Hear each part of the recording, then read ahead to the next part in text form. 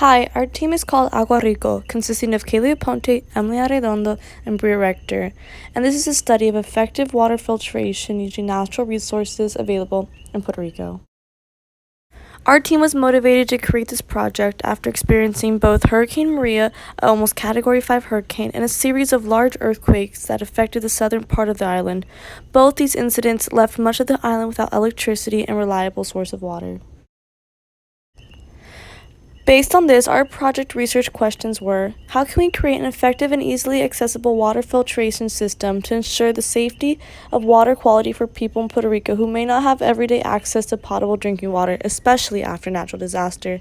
Our second question was: what are the similarities and differences between filtration system using coconut husk, charcoal, and sand, and a filtration system using banana peel, sand, and cilantro in the context of coliform, enterococci, dissolved oxygen, and pH? In order to effectively gather information towards the creation of our filters, we conducted a series of interviews, as well as collaborating with other students, analyzing similar studies, and studying published online resources. Prior to creating our filters, we established set protocols in which we would base our testing off of. These protocols tested for pH levels, conductivity, dissolved oxygen, as well as the amount of total coliforms, enterococci, and E. coli bacteria found present within the water samples. We also plan on comparing our results to the established EPA guidelines to determine if our water was drinkable. The water samples used in this experiment were from the Guataque irrigation canal as well as the local tap water. When creating our filter, we selected materials which were known to be effective towards filtering out harmful bacteria and metals found in water sources. We also considered the availability of these resources after a natural disaster in Puerto Rico. The first filter included coconut husk, charcoal, and sand, and the second filter included cilantro, banana, and sand. We collected data from both filters by following the protocols for testing raw irrigation water and tap water. In addition, we passed both water samples through each filter and followed the protocols to test the filtered water samples. We would then compare the filtered test versus the raw water samples and conclude the effectiveness of our filters. Finally, we would compare the results from filter 1 to filter 2. The results demonstrated that filter 1 was able to effectively filter out all forms of bacteria found present within the raw water samples. In comparison, the second water filter was able to filter out the E. coli and coliform bacteria, but left out small traces of enterococci bacteria.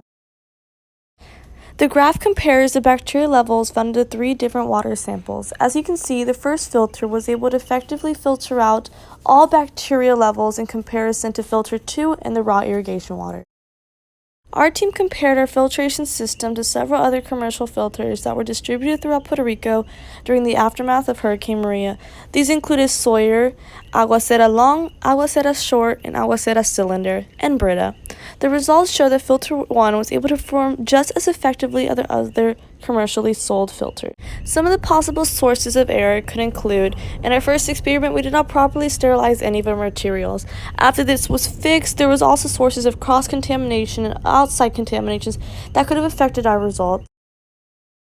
According to our primary results for the charcoal husk and sand filter, not only did we manage to improve our prototype with each trial, we were also able to succeed in eliminating all coliforms in both the city and contaminated irrigation water samples. For filter 2, it was proven to effectively filter out all coliform E. coli bacteria found in the irrigation water samples. Additionally, it was able to maintain sufficient levels in the tap water samples. Unfortunately, though, there was a low amount of enterococci bacteria found present within the water filter.